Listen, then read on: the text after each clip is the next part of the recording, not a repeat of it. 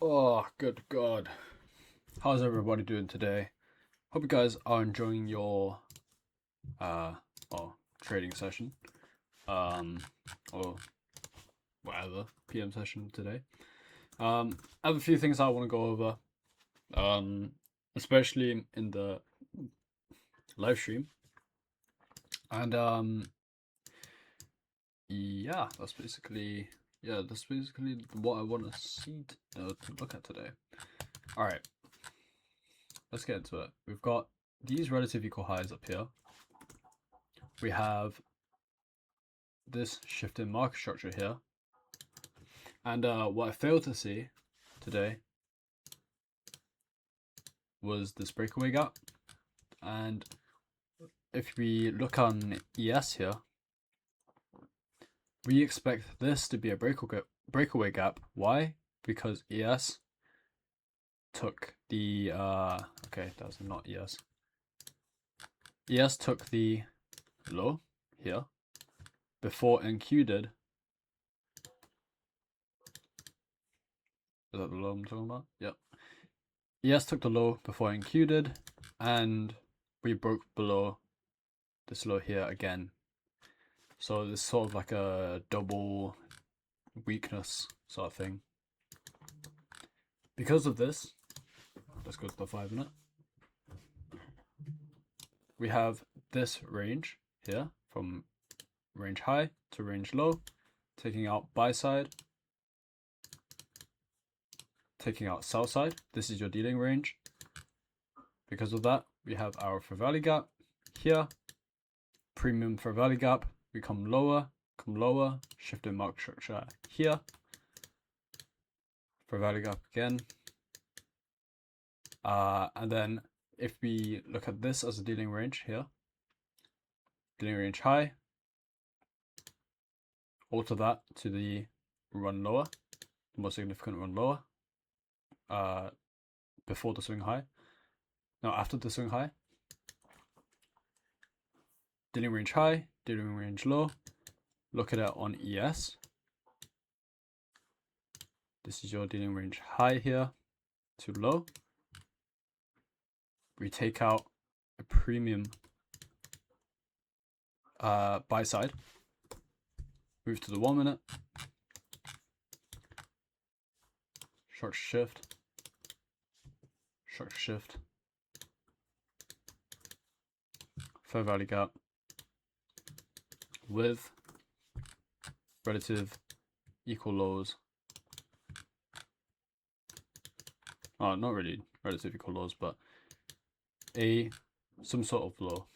Which are these? We end up taking out. Drawing the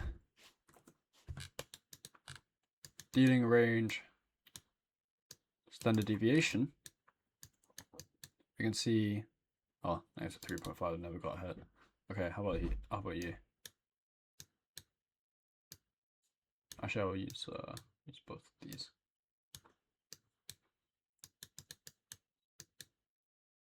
It's a 1.5s, they get untaken.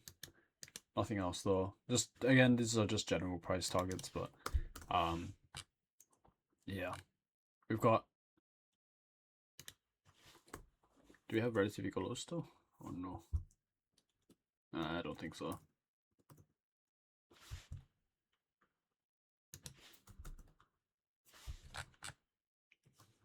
Using these as relative equal lows.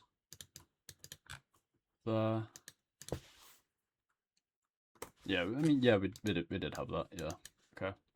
So this would have been your short. Take profit. Those relative equal lows, and yeah, that would have been 1 to 4. So where did I go wrong today? I was looking at it as like a pattern sort of thing. I failed to recognize, well, firstly, that we're hella weak. Well, rather, I didn't take it into account. We are extremely weak. Why? Because of this 830. We failed to get above that, indicating weakness. As well as that, buy side taken, short shift, breakaway gap. It all indicates weakness. And since I didn't recognize that weakness, I used this as my dealing range, and I expected a run back up into this area here, looking for that buy side, and possibly into the sort of early gaps, but wouldn't just use this as a target for now. And after going on to the 5-minute, I viewed this 1 p.m. run lower, taking out AM session low, as well as lunch session low. And we had a run lower, 1 p.m., 1:30. We get run higher. We come up into this swing high here. We get a market structure shift. For a value gap, I enter off the 5-minute model, stop at swing low, take profit at the buy side, giving us a 1 to 3. I got cooked completely. Why? Because I'm looking at it for pattern's sake. So in the most recent video that I watched from 2022, he talks about this sort of pattern here. Dealing range high, dealing range low. We sweep this to the sell side, giving us a discount inside here. We sweep it again, sort of double discount here. Discount, sweeping the sell side, double discount, sweeping the sell side, triple discount, sweeping the sell side. Now we've also got the 3 drives pattern. Go to 5-minute, market structure shift, and run higher into this premium equilibrium area. Why didn't we expect that premium equilibrium area? Because this is a breakaway. We're heavily bearish. We formed a model up here in London. From the model, or rather prior to 7, formed a model. We tapped it at 7, and then ran lower. AM session ran lower here, and that's kind of it. Well, there's a model here in AM session as well, but I wasn't looking at AM session, unfortunately, so didn't manage to take this. But yeah, S&Ts with the highs, and yeah, overall, it was a hard to recognize short, honestly.